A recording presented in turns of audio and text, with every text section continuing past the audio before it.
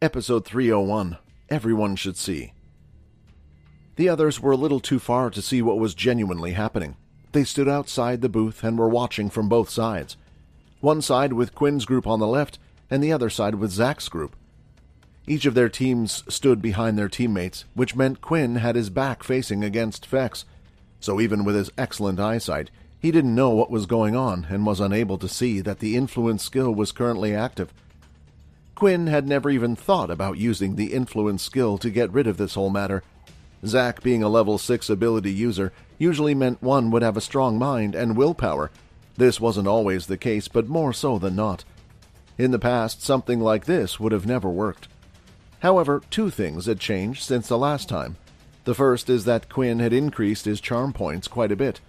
The second was due to the pressure and frightening things that had happened so far. Zach's mind was very unstable. He didn't quite know what was going on, and because of this, the influence skill had a great effect. "You're going to leave that crystal behind and leave this place," Quinn ordered. At that moment, Zach obediently followed, pulling the intermediate crystal from his pouch and placing it on the floor. Soon after, he already left, and the others followed. "Well, that went a lot smoother than I thought it would," Fex said. After picking up the crystal and placing it in his pocket, his mood had calmed down, and his eye color had returned to normal. "Well, that was fun, wasn't it?" he said, facing the others. Seeing this, Vorden felt like Quinn was acting a little bipolar. Just moments ago, his voice sounded like he would snap Zach's head apart, but now he seemed to be over the moon. However, Vorden didn't say anything, as he wasn't the one to talk about a person having mood swings. Just then, the admin man had entered the room. The other student had left to join the others when he saw Zach and them going. "What happened?" the man said with his hands held above his head. The top part of the machine was smashed to bits. It was beyond repair. A whole new machine would need to be ordered. "We should have told those guys to stay behind," said Fex. "Now we're going to get the blame and have to pay for this." The man was about to tear them a new one. He told the kids how they should respect the property that wasn't owned by them, but when seeing the large number in the room, indicating which booth this was, he quickly realized it was the same one from the video. "Did you do this?" the man asked, looking at Quinn. The video that was shown was from the top right. In the video, one was unable to see the face, but could see all the actions performed. The only thing that could be seen as the black curly hair. "Yes, it was me," Quinn replied. "No, you idiot! Why do you have to be so honest? Just say it was the others who ran away," Fex said. "They have the incident on video anyway," Sam said. "On the video, there will be no proof that the others did anything, and would just show Quinn kicking the top part, so it's best not to lie."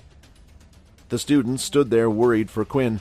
The man was quite large, and they were afraid of the consequences they might have to face. "If you need to, I can pay for the machine," Vorden offered. "I can chip in as well," Fex added. "Me too," Sam replied, feeling a little awkward if he didn't offer as well after everyone else had done. But he wasn't rich like the others, and didn't want them to take him up on his offer. The man looked at Quinn. If he was the one in the video, it was expected that something like this might have happened. "You have good friends. Accidents like this can happen. Don't worry about it, and don't let it happen again," the man said. They were shocked at the response, but decided to try to leave as soon as possible and not argue back with the results. There was a good chance that the man might change his mind, so they quickly decided to leave the place.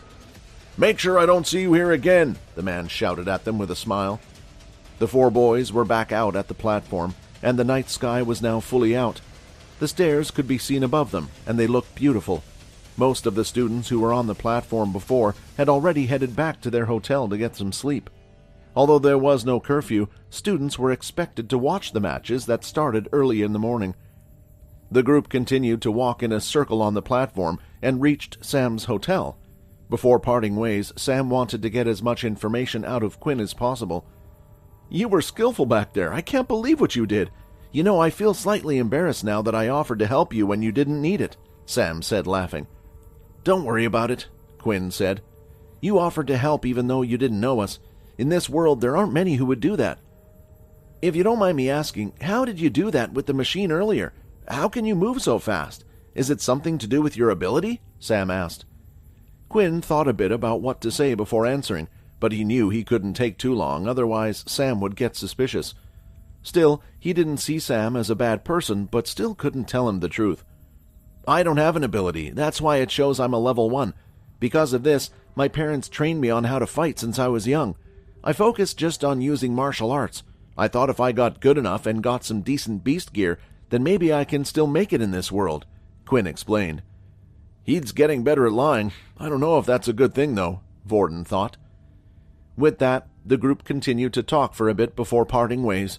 Sam headed back to his hotel room, while the others continued to walk to their hotel. Saying one has no ability is a good way to hide your actual ability. It's a shame you won't be participating in this tournament, Quinn. It would have been able to see you up against Nate, Sam thought. Although he couldn't confirm Quinn was the Blood Evolver, he didn't need to. The main thing was that Sam felt like he had got on well with Quinn. If he were the Blood Evolver, it would only make things more interesting. There was no rush on his end. There was still a week left to try to find out the truth. Back at the gaming area, the admin who had let Quinn and his group go was a go in the camera room. He had finished cleaning up the bits and pieces and had closed off the booth to be used by the public. Inside the room, he watched Quinn's video fighting against the level 4 machine again.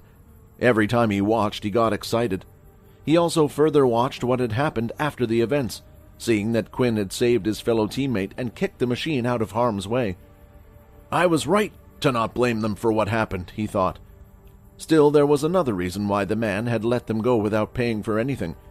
The video had been cut down, only showing Quinn's actions during the level 4 game. Then, once the video file was downloaded, the man went into one of the students' internal video sharing platforms and clicked upload. A bar started to fill the screen, and the number eventually reached 100%. This video doesn't deserve only to be seen by me, the man said. Soon, all the students in the military base would see Quinn's amazing feat.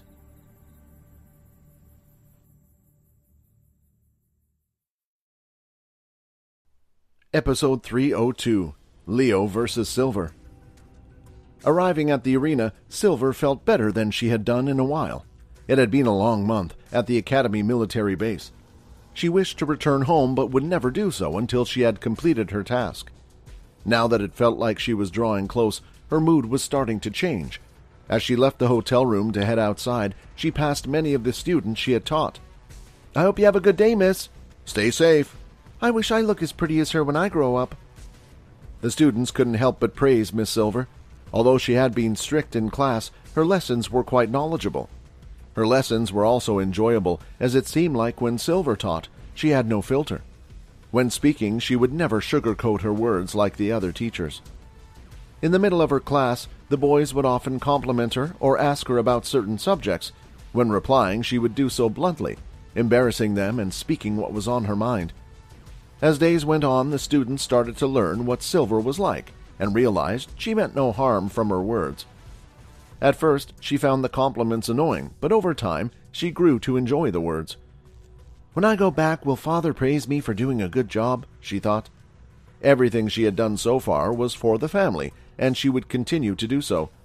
Yet, not even once had her father, the family leader, praised her, unlike here where she heard kind words every day. Before she knew it, she had already left the arena and was just outside on the ground floor. It was a habit for her to want to be alone whenever she got upset. Usually, a few moments later, and her idiot of a brother, Fex, would come and cheer her up. After she had calmed down, she planned to head back into the arena and search around on the top floor to see if she could find any information or maybe even spot Fex. The quicker she brought him home, the less time she would have to spend here. However, a strange, sweet smell had reached her nose, one she was familiar with but hadn't smelt in a long time, the smell of blood. Wondering why she would smell the scent of human blood outside, she quickly rushed over to the scene. Eventually, the trail of blood led her to a bald man with a sword by his side. When she saw that no one was hurt, she slowed down her stride and started to walk.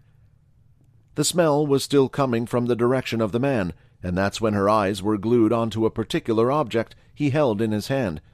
It was a metallic flask, but not just any flask. A flask that bore the symbol of the Sanguinist family. Knowing that Fex was at one of the academies, her mind instantly thought the flask belonged to him. The question was, why was this man holding on to Fex's flask that was filled with blood? From his scent alone, she could tell he wasn't a vampire. "Where did you get that flask?" Silver asked.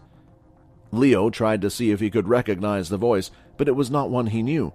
He was quite new to the military, so he still hadn't memorized all of the other generals and sergeants' aura or voices either. But if one was able to get into this facility, he had to assume they were a member of staff. Yet, the first question she asked when meeting him was about the flask. Judging by the tone of her voice, she had to be either someone of equal rank or someone above. No student would dare talk to a sergeant like this. "Who are you?" Leo asked. "State your name and rank." Although Leo had spoken, the words didn't process through Silver's mind. She was too concerned with her question. Vex would have never let something so precious fall into the hands of another unless something serious had happened. Did the humans find out about him and kill him? Regardless, the flask was an important piece of equipment that could link the humans to them. She needed to get rid of it. Flicking out one of her fingers, a small piece of string shot out straight, aiming for the flask in Leo's hand. Not wanting to cause a scene, she would take the flask and try to find out more later. The piece of string was so thin, and it was dark outside, making it practically invisible. But before the string could even reach the flask, a slicing sound was heard, and then a short click followed after. The piece of string then fell onto the floor. When looking at Leo, she could see the flask had now been put away into his side pouch, while his hand was on the hilt of his sword. "You cut the string, but how did you see it?" she asked, shocked by what had just happened. But Silver wasn't the only one shocked. He was surprised that the girl was also able to see him move his sword so fast. "I didn't," Leo replied as he pointed to his eyes with his other hand. "Can't you tell? I'm blind." Leo expected at least a chuckle from Silver. Usually, these types of words would at least give him a response. Instead, Silver stood there still like a statue. Not even her expression had changed. When checking out her aura, there wasn't even a little flicker, and still, her aura seemed to be masked. "If you're blind, then I don't have to worry about you seeing my face," she said as she dashed forward. Withdrawing his sword from his sheath, a large pressurized air slice came out from the sword. Sensing the strong power that was just unleashed, Silver knew she needed to do something about it. One moment she was directly in front of Leo, the next she was behind him. Silver struck towards his chest, thinking the whole thing would be over, but as if Leo had eyes on the back of his head, he was able to dodge by ducking down. He then pivoted, his foot spinning his body around while throwing out his blade towards the middle of her body. This time the attack was too fast for her to move. Instead, at just the right time, she opened up her palms and slapped at the sword from the bottom and the top. Using all her strength, she was able to stop the sword just in time. The sword was held in her hands, just a few inches away from her body. From the outside, it looked like neither one of them was moving an inch. But the truth was, they were both using their full strength, but the power was equal, not allowed the other one to budge. "Is this her natural strength?" Leo thought. "I've even activated the beast armor underneath my clothing, and still I can't overpower her." From Leo's ability, he was able to tell if his opponent had high-level beast gear that was currently activated to enhance the user's strength. There was a possibility that the opponent he was fighting against was able to mask their equipment as well, but it was unlikely. The stalemate continued for a while, but both knew this was useless. "Your voice sounds pretty. If it sounded as good as you looked, I might let you win this one," Leo said, hoping to break her concentration for just a second. However, it didn't seem to work. Instead, her eyebrows and face started to scrunch up. She started to concentrate even more, and the top of her forehead started to sweat a little. Silver hadn't run out of options. She still had her many vampire abilities. The problem was quite a few of them required her to look into her opponent's eyes, and that didn't quite work well against Leo. Other than that, the blood abilities would be a dead giveaway and would leave behind a trace. Instead, she chose to push her body even further, ever so slightly. With one of her hands, she carefully positioned her fingers now, so it was held both on top and under the blade.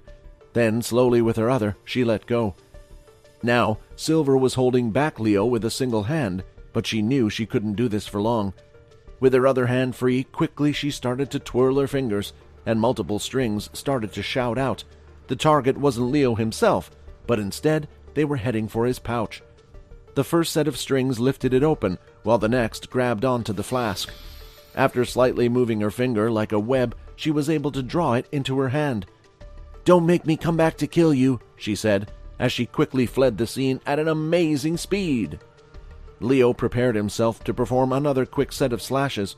If he threw out multiple strikes now, there was a chance one of them could hit her and slow her down. Midway through his attack, though, he stopped himself. "She couldn't have come all this way just for that. It seems whoever owned that item is quite important." From the location of where the flask was found and the story of the other students, he could tell that the flask most likely belonged to one of them. He had planned to return it at one point, but not until he found out the flask's use. He never did in the end, but now he felt like he had a more interesting tale to follow. While running back to her room, Silver looked at her hand and could see a cut. "That human hurt me,"